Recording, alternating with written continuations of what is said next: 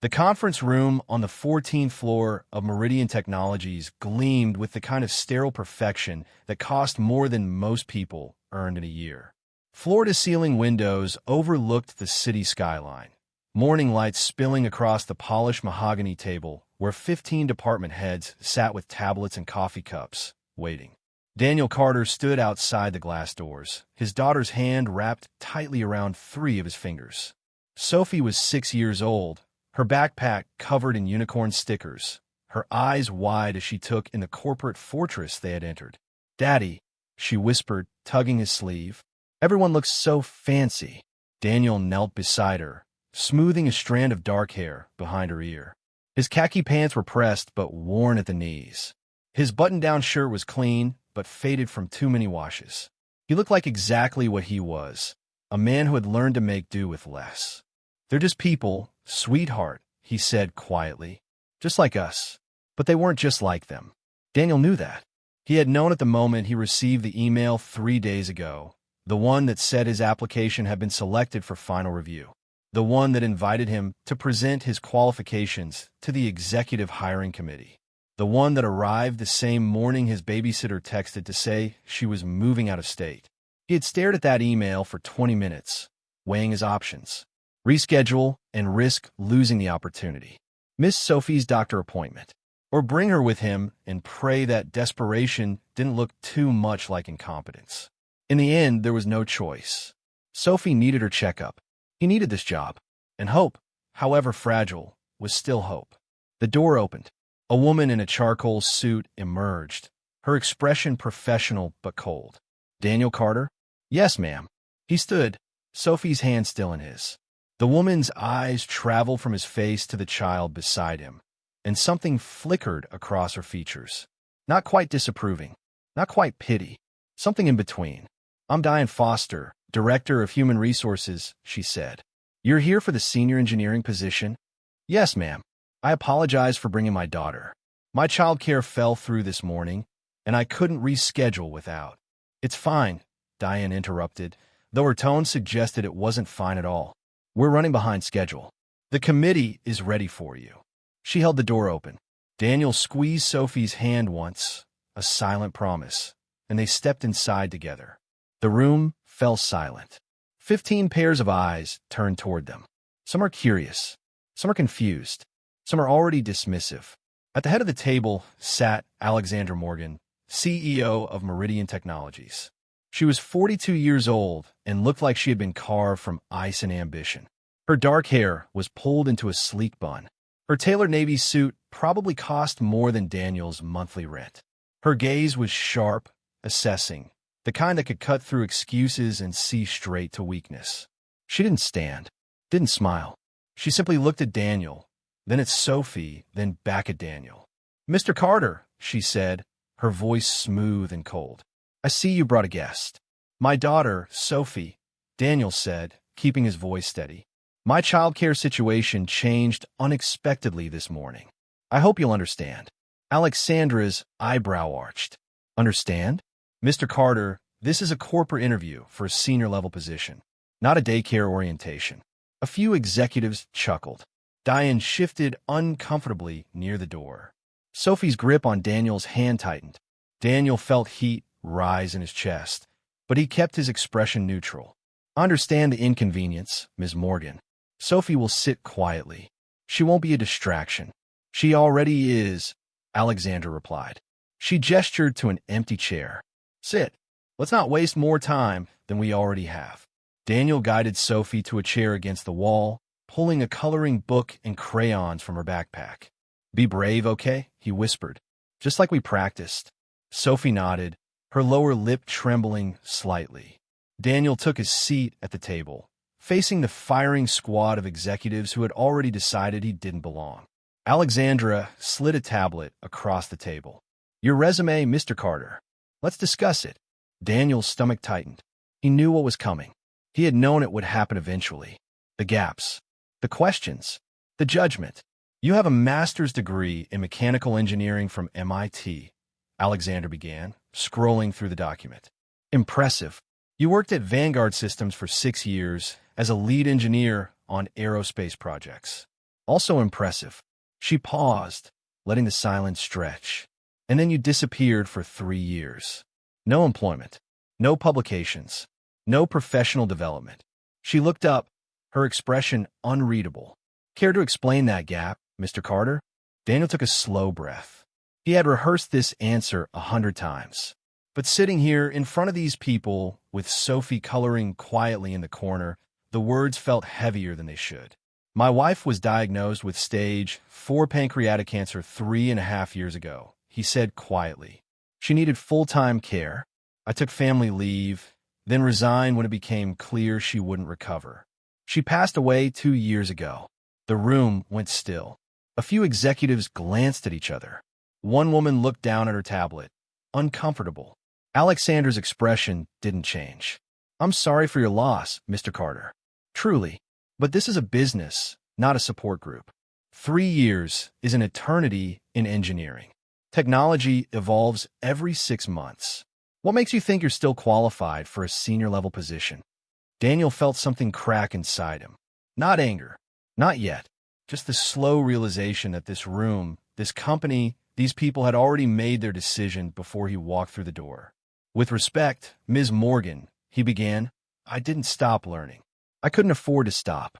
While I was caring for my wife, I took freelance contracts, small projects, remote work, enough to keep food on the table and stay current in my field. Freelance work, Alexandra repeated, her tone dripping with skepticism. The kind listed on your resume? Website maintenance for local businesses? Basic IT support? Yes.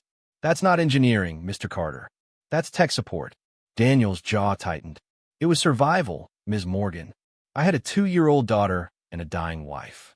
I took the work I could get that allowed me to be present when they needed me. Alexandra leaned back in her chair, studying him. And now you expect us to believe you're capable of leading a team on a $50 million manufacturing contract? That you can manage complex systems integration after spending 3 years fixing routers? If you're enjoying this story so far, don't forget to hit the like button and subscribe. Drop a comment telling me where in the world you're watching from. I love hearing from you. Daniel met her gaze directly. I expect you to judge me on my qualifications, not my circumstances. Qualifications. Alexandra's voice sharpened. Your qualifications are 3 years out of date. Your experience is stale. And you brought a child to a professional interview, which tells me you don't take this seriously. I take this very seriously, Daniel said, his voice hardening. I take it so seriously that I couldn't afford to miss this opportunity, even when my childcare fell apart. I take it so seriously that I've spent the last 2 years rebuilding my life from nothing so my daughter doesn't grow up watching her father quit. Sophie's crayon paused on the paper. She looked up, sensing the tension. Alexandra's eyes flickered toward the girl, then back to Daniel. Your personal story is compelling, Mr. Carter. But this company doesn't hire based on sympathy. We hire based on competence. And right now, I'm not seeing it. She closed the tablet with a sharp click. I think we're done here. Diane stepped forward, her expression apologetic. Mr. Carter, thank you for coming in. We'll be in touch if... The lights flickered. It was subtle.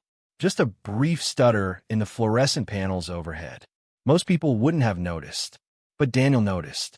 He had spent 6 years designing power management systems for aerospace applications. He knew what an electrical glitch looked like. This wasn't a glitch. The lights flickered again, longer this time. The conference room's display screen went black. Then came the sound from outside, muffled shouts, hurried footsteps, the unmistakable chaos of something going very wrong. Alexandra's phone buzzed. She glanced at the screen, and for the first time since Daniel had entered the room, her composure cracked. Her face went pale. She stood abruptly. This meeting is over. She was halfway to the door when it burst open. A man in his 30s, sweating through his dress shirt, nearly stumbled inside. Alexandra, he gasped. We have a problem. The Phoenix system just went offline. The entire production line is down. We're losing $50 million if we don't fix it in the next 10 minutes. The room erupted. Executives grabbed phones. Diane rushed toward the door. Alexandra's hand clenched around her tablet, knuckles white. Get Martinez and the engineering team up here now, she snapped. I don't care if they're in a meeting. I don't care if they're on vacation. Get them here. The man shook his head. Martinez is out of the country. The rest of the team is scrambling, but no one knows what caused the failure. The system's never crashed like this before. Alexandra's jaw tightened. Then figured out. We have 10 minutes before the client cancels the contract. She turned toward the window, her back to the room, her reflection tense in the glass. Daniel stood slowly. Sophie looked up at him, confused. Daddy, what's happening? Stay here, sweetheart, he said gently. I'll be right back. He moved toward the wall-mounted display, where error codes were flashing in rapid succession. His eyes scanned the patterns, his mind already dissecting the data. He recognized this. He had seen it before.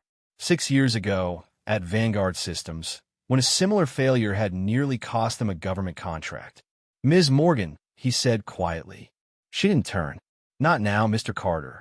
Ms. Morgan, I know what's wrong with your system. The room went silent. Every executive turned to stare at him.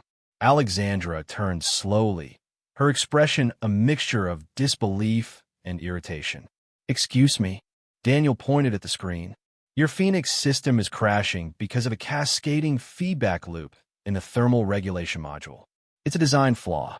The system overheats, triggers a shutdown protocol, but the shutdown sequence itself generates more heat, which triggers another shutdown. It keeps looping until the entire network collapses. Alexandra's eyes narrowed. How do you know that? Because I designed the original prototype for a similar system at Vanguard. We had the same problem. I fixed it. The sweating man from earlier stepped forward. That's impossible. The Phoenix system is custom-built. No one outside this company has access to the schematics. I don't need the schematics, Daniel said. The error pattern tells me everything I need to know. And if I'm right, you have about 8 minutes left before the damage becomes irreversible. Alexandra stared at him. For the first time since he had entered the room, she looked uncertain. If you're wrong, if I'm wrong, you've lost nothing, Daniel interrupted. You're already losing everything. The silence stretched. Daniel could hear Sophie's crayon moving softly across paper. He could hear his own heartbeat pounding in his ears. Alexandra made a decision. Show me, she said. The control room was chaos. Technicians crowded around monitors, displaying cascading error messages. Alarms blared. The temperature in the room was rising, heat pouring off the overworked servers. Daniel stepped inside, Sophie clinging to his hand. Alexandra followed, her expression tight with controlled panic. Where's your engineering station? Daniel asked. A technician pointed to a workstation near the center of the room. Daniel sat down, his fingers already moving across the keyboard. Sophie climbed into a chair beside him, clutching her stuffed rabbit. Daddy, she whispered. Are you going to fix it? I'm going to try, baby. The screen filled with diagnostic data. System temperatures. Power outputs. Error logs scrolling faster than most people could read. But Daniel's eyes tracked every line, every anomaly, every pattern. There, the thermal regulator. Just like he thought.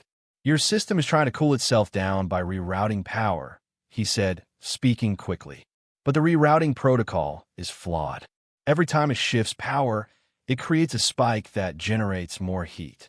The system interprets the heat as a failure and tries to shut down, but the shutdown process creates another spike. It's an infinite loop. Alexandra leaned over his shoulder. Can you stop it? Yes, but I need full admin access. A technician hesitated. We can't just give access to... Give it to him, Alexandra said sharply. Now. The technician entered code. Daniel's screen changed, granting him control. His fingers flew across the keyboard.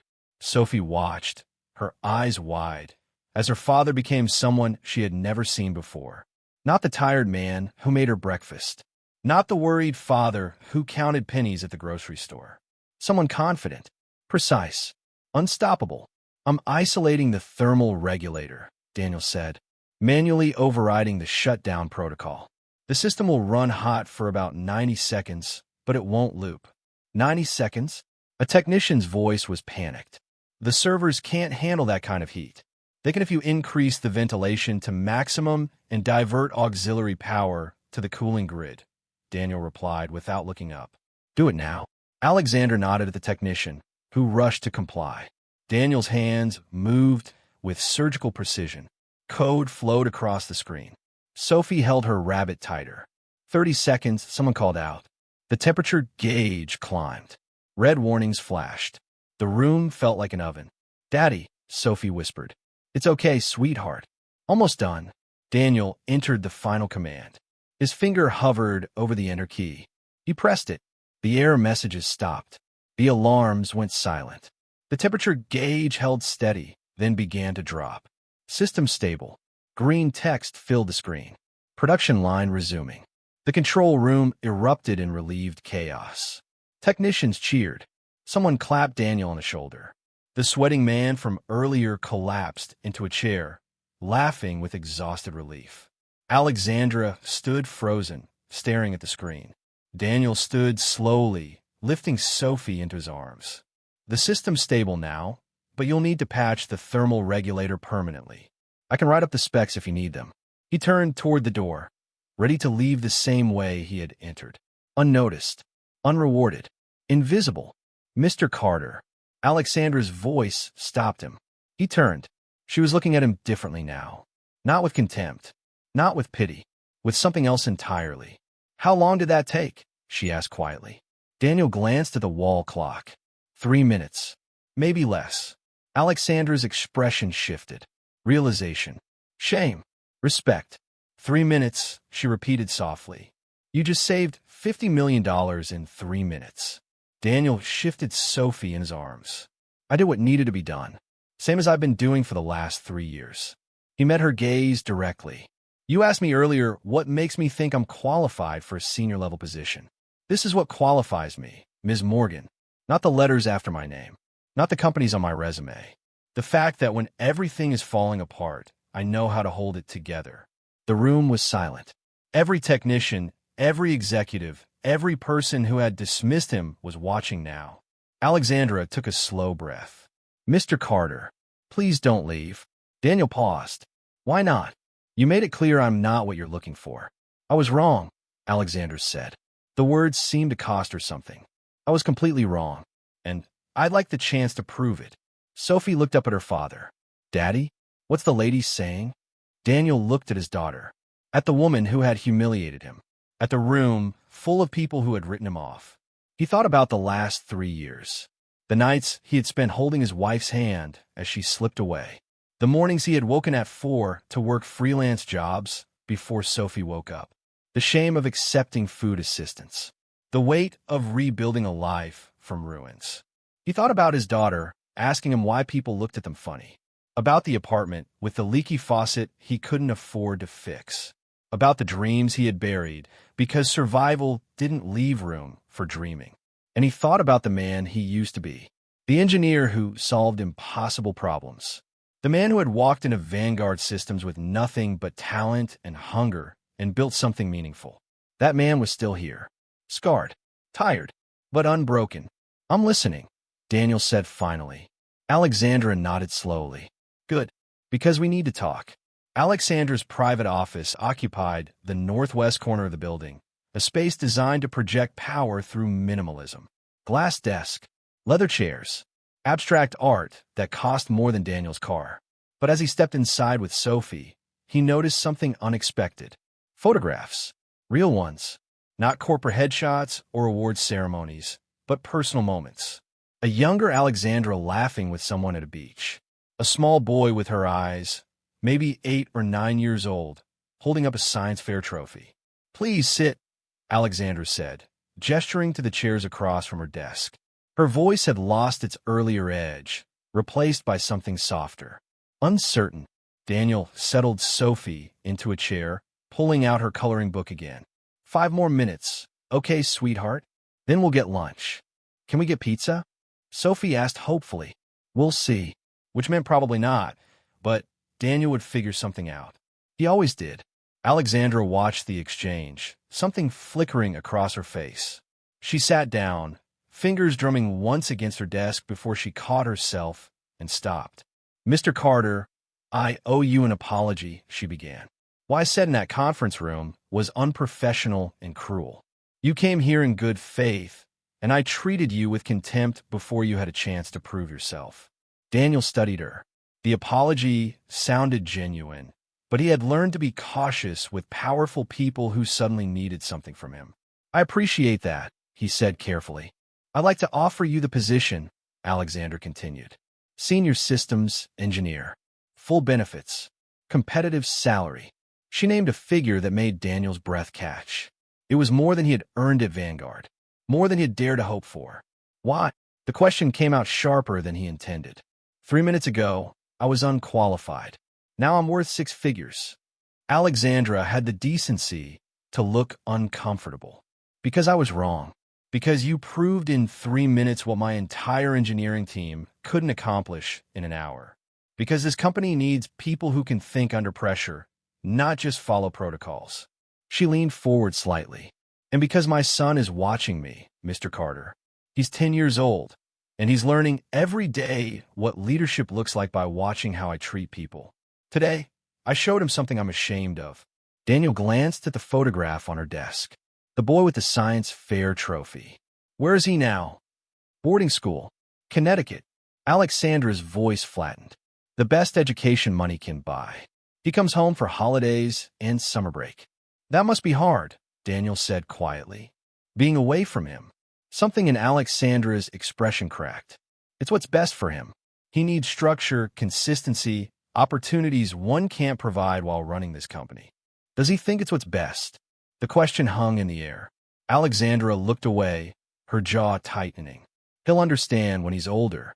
Daniel thought about Sophie, about the nights she woke up crying for her mother, about the way she clung to him in the mornings before school. He thought about all the boarding schools and opportunities and structures in the world, and how none of them could replace being there when your child needed you. But he didn't say that. It wasn't his place. "I'd like to accept your offer," he said instead. "But I have conditions." Alexandra raised an eyebrow. "I'm listening. I pick Sophie up from school every day at 3. I'm home for dinner every night by 6.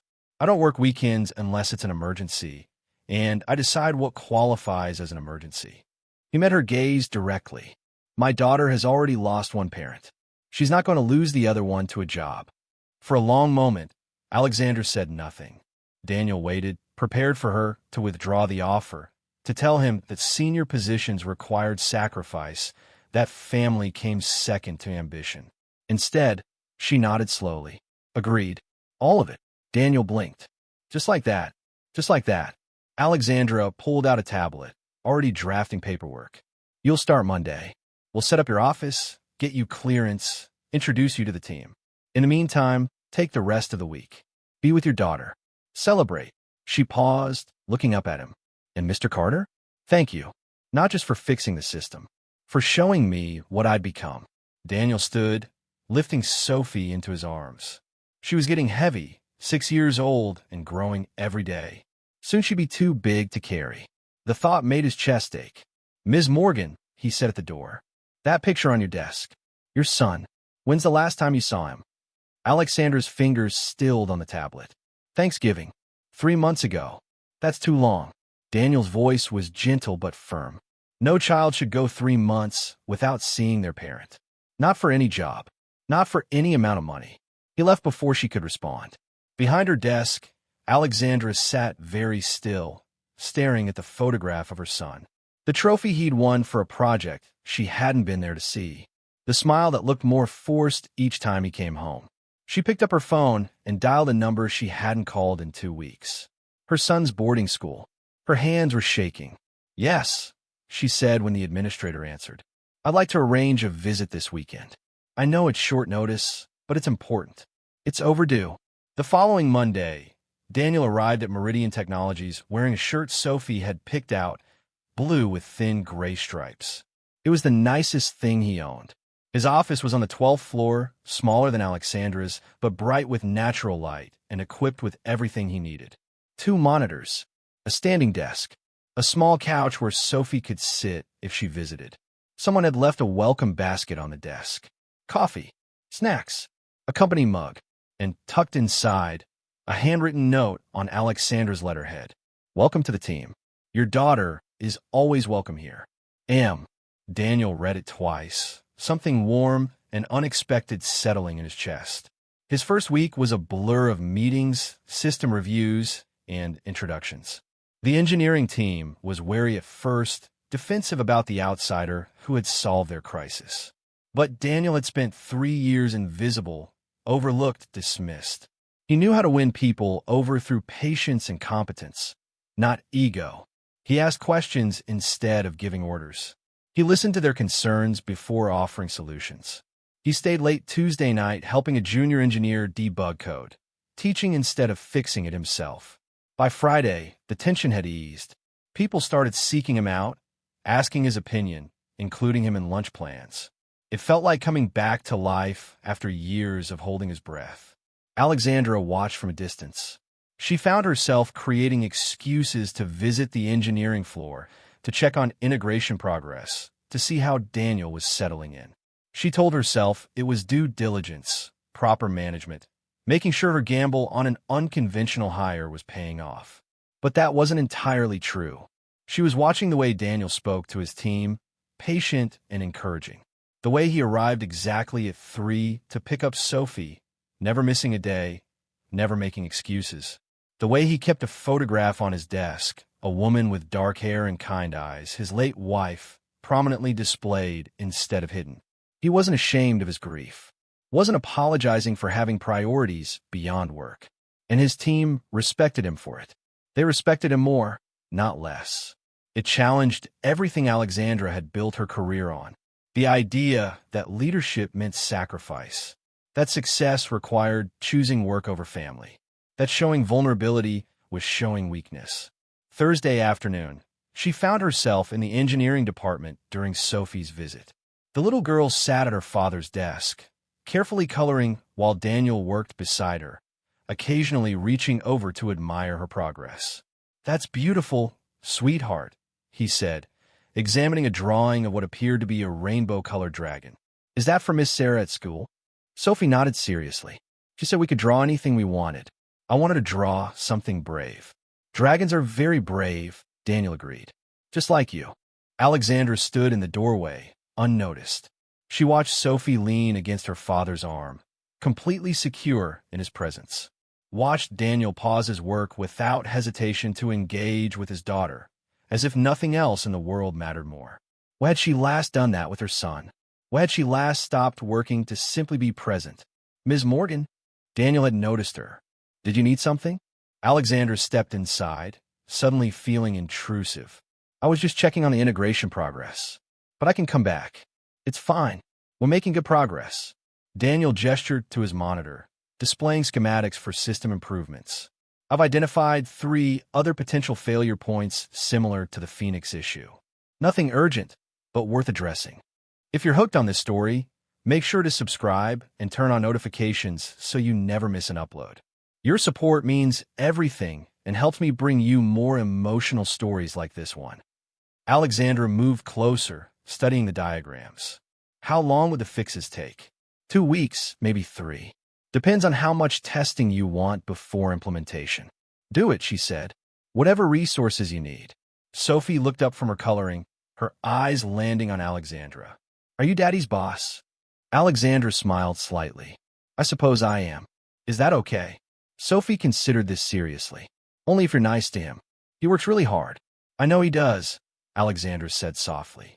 "I'm trying to be better at recognizing that." Daniel's eyes met hers, something unspoken passing between them. Understanding. Respect. The beginning of something neither of them had names for yet. "Sophie," Daniel said gently, "why don't you show Ms. Morgan your dragon? I think she'd like to see it." Sophie held up the drawing proudly. "His name is Ember. He protects people who are scared." Alexandra crouched down to Sophie's level, genuinely examining the artwork. "He's wonderful. You're very talented." "Thank you." Sophie beamed. "Do you have kids?" The question was innocent, but it hit Alexandra like a physical blow. "Yes, a son. His name is James. Does he like dragons?" "I don't know," Alexandra admitted, her voice thick. "I should ask him." That evening, Alone in her office after everyone had gone home, Alexandra made a decision. She opened her laptop and began composing an email to James's school. Not a quick check-in or reminder about grades. A real message. James, I've been thinking about your science fair project. The one with the solar panels. I'm sorry I wasn't there to see it. I'm sorry I haven't been there for a lot of things. I'd like to change that. Would you want to come home this weekend? We could do whatever you want. No work. No meetings. Just us. I miss you. More than I've let myself admit. Love, Mom. She hit send before she could second-guess herself. Then she sat back, staring at the city lights beyond her window, thinking about a man who had lost everything and still managed to be present for his daughter. About a 6-year-old who believed dragons could protect scared people. About a 10-year-old boy who was learning to live without his mother because she had convinced herself that distance was the same as providing. Her phone buzzed. A response from James, surprisingly quick. Really? Just us? Can we go to the science museum and get pizza? Alexandra's eyes burned. When was the last time she had taken him for pizza? When had science museums become negotiable instead of routine? Yes, all of it. I'll pick you up Friday afternoon. Pack comfortable clothes. Leave the formal wear at school. Okay. Love you, Mom. 3 words. Simple. Honest. Devastating. Alexandra pressed her palms against her eyes, letting herself feel the full weight of what she had been missing. What she had sacrificed not for success, but for the illusion of it. The days that followed brought unexpected changes to Meridian Technologies. Small shifts that accumulated into something larger. Daniel's presence in the engineering department created ripples. Other employees started leaving at reasonable hours, no longer feeling pressured to perform exhaustion as proof of commitment. Parents began bringing children to the office occasionally, following Daniel's example. The culture of perpetual overtime began to ease. Alexandra noticed. More importantly, she participated. She left at 5 on Friday to pick up James from school, canceling 2 meetings without apology. She spent Saturday at the Science Museum, genuinely engaged as her son explained exhibits with a passion she had forgotten he possessed. They got pizza. They laughed. They existed together without the weight of her work hovering between them. On Sunday, James asked, "Can I come home more often?" And Alexandra, thinking of Daniel's words, thinking of Sophie's drawing of a protective dragon, thinking of all the moments she had sacrificed for a success that felt hollow without her son in it, said, "Yes, as often as you want." Monday morning, she arrived at the office with a different energy. Lighter, more present. She stopped by Daniel's office, finding him reviewing code with Sophie, doing homework at the small table he'd set up. "Good morning," she said. Daniel looked up, noticing something different in her expression. "Good morning. How was your weekend?" "Better than I expected." She smiled, and it was genuine. "I took your advice. Went to see my son. Spent real time with him." "How was it?"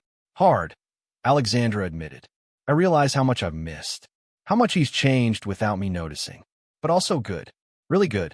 Sophie looked up from her homework. "Did you have fun with your son?" "Yes," Alexandra said.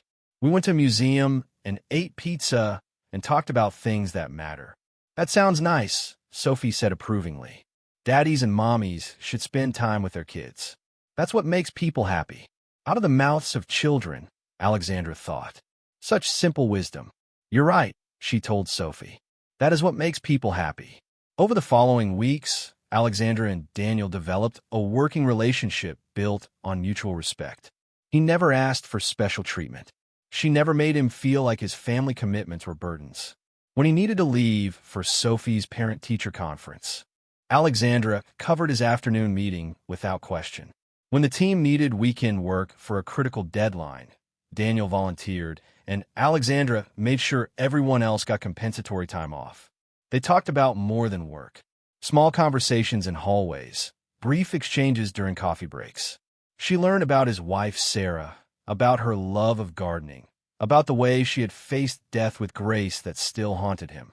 He learned about Alexandra's divorce, about her ex-husband who had accused her of loving work more than family, about how she had buried herself in the company to avoid admitting he was right. "Do you ever regret it?" Daniel asked one evening when they were both working late, Sophie asleep on his office couch, wrapped in a blanket he kept there. The sacrifice. What you gave up. Alexandra looked at James's photograph on her phone, a new one from their last visit, both of them laughing at something silly. Every day, she said honestly, but I'm learning it's not too late to change. That's what you taught me. I didn't teach you anything. Yes, you did. She met his eyes. You showed me that being present is more important than being perfect, that our children don't need us to be flawless. They need us to be there. Daniel was quiet for a moment. Sarah used to say something similar. She'd tell me that Sophie wouldn't remember the toys we couldn't afford or the vacations we couldn't take. She'd remember the moments I showed up. She sounded like she was wise. She was. Daniel's voice grew soft. She was everything good. And when she died, I thought I'd die too. But Sophie needed me to keep living. So I did. Alexandra understood then, with perfect clarity, what strength looked like. Not the corporate confidence she had cultivated, not the armor of success she wore to board meetings. Real strength.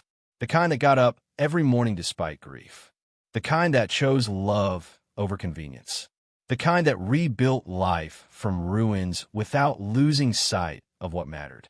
You're remarkable, Daniel, she said quietly. He looked surprised.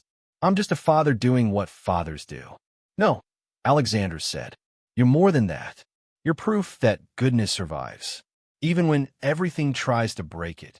The moment hung between them, charged with something neither was quite ready to name. Then Sophie stirred on the couch, mumbling in her sleep, and the spell broke. I should get her home, Daniel said, standing carefully. Of course. Alexandra walked him to the elevator. Daniel, thank you for everything, not just the engineering work, for reminding me who I wanted to be. The elevator arrived. Daniel lifted Sophie into his arms, her head resting on his shoulder. We all need reminding sometimes, he said. Even CEOs. After they left, Alexandra stood alone in the quiet office, thinking about dragons that protected scared people, about sons who deserved better than boarding school, about the difference between the life she had built and the life she actually wanted. She was starting to understand that success without connection was just expensive loneliness. That power without purpose was just noise. And that sometimes the people who saved you weren't the ones with the most credentials. They were the ones who had survived impossible things and still chose kindness. 6 weeks into Daniel's tenure at Meridian Technologies, the board called an emergency meeting. Diane Foster delivered the news with barely concealed satisfaction. Several senior executives had filed formal complaints. Daniel Carter's flexible schedule was setting a dangerous precedent. His insistence on family time was undermining company culture. His influence was making other employees less committed. The board wanted him gone. Alexandra sat at the head of the conference table, listening to arguments disguised as concerns. She recognized the real issue. Daniel threatened the old order. He proved that competence didn't require self-destruction. That leadership didn't mean abandoning everything else. Ms. Morgan, one board member pressed, we hired you to maximize shareholder value, not run a daycare. This man's presence is costing us productivity. Alexandra looked at the faces around the table. Powerful people who measured worth in billable hours and weekend emails. People who had never held a dying spouse's hand or explained death to a 6-year-old. Let me tell you what Daniel Carter has cost us, she said quietly. 0 system failures since he started. 3 critical vulnerabilities identified and patched. Employee retention up 18%. Sick days down 23%. She leaned forward. And let me tell you what he's given us. Proof that we can be excellent without being cruel. She stood. I'm restructuring our entire executive compensation model. From now on, performance reviews will include work-life integration metrics. Leaders who force their teams into unsustainable schedules will face consequences. And if any of you have a problem with that, I'll accept your resignation effective immediately. Silence filled the room. Meeting adjourned. That evening, Alexandra found Daniel in his office. Sophie was drawing while he reviewed code, the comfortable rhythm they had established.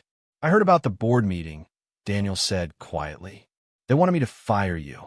What did you tell them? Alexandra smiled. That they were welcome to leave if they couldn't adapt. Daniel stood, surprised. You risked your position for me? No. Alexandra corrected gently. I risked my position for what's right. You just showed me what that looked like. 3 months later, the transformation was undeniable. Meridian Technologies' culture had fundamentally changed. Parents attended school events without guilt. Employees took vacations. The company's innovation metrics soared as people brought their whole selves to work instead of performing exhaustion. Alexandra brought James home permanently, enrolling him in local schools. She attended his soccer games, helped with homework, learned to be present in the small moments that build a life. One Saturday, she invited Daniel and Sophie to the park. The children played while the adults sat on a bench, watching. I never thank you properly, Alexandra said, for saving more than just our system. Daniel smiled. You save yourself. I just reminded you it was possible. Will you stay? She asked. At Meridian? I know other companies have reached out. I'll stay, Daniel said. Sophie's happy. I'm happy. That's enough. They sat in comfortable silence, watching their children laugh together. Two families rebuilt from broken pieces. Two people who had learned that strength wasn't about never falling down. It was about choosing to stand back up. Sophie ran over, breathless. Daddy, James says his mom makes the best cookies. Can we have a baking play date? Daniel looked at Alexandra, who was smiling with genuine warmth. I think that sounds perfect, Alexandra said. As the sun set over the park, casting golden light across the playground, Daniel thought about Sarah, about how she would have loved seeing Sophie this happy, about how life didn't always go as planned, but sometimes it went exactly where it needed to. And Alexandra thought about the CEO she used to be, cold, distant, measuring worth in dollars instead of moments. She thought about the woman she was becoming, one who understood that true success wasn't built in boardrooms. It was built in small acts of showing up, in choosing people over profit, in believing that everyone deserved dignity, regardless of their circumstances. They had both been broken. They had both been rebuilt. And in the process, they had helped each other remember what it meant to be human. Thank you so much for watching until the end. If you love this story, check out the other videos on your screen now. I think you'll really enjoy them. And don't forget to subscribe if you haven't already. See you in the next story.